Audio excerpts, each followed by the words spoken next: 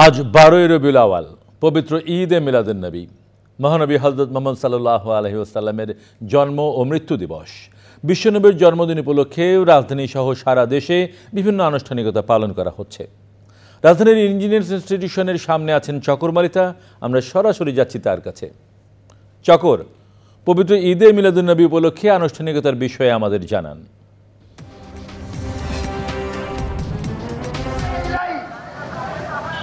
সোহেল, আজকে 12ই রবিউল আওয়াল, বিশ্বনবী হযরত মুহাম্মদ সাল্লাল্লাহু সাল্লামের জন্ম ও ওফাত দিবস।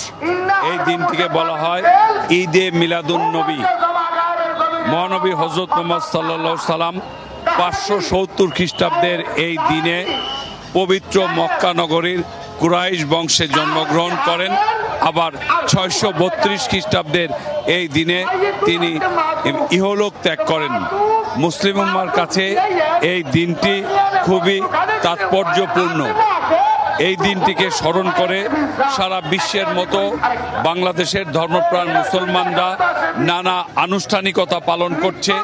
আমি এখন আছি রাজধানীর ইঞ্জিনিয়ারিং ইনস্টিটিউটের সামনে। সেখানে সৈয়দ শাহেদুদ্দিন আহমেদ ফাউন্ডেশনের উদ্যোগে একটি আলোচনা সভা চলছে।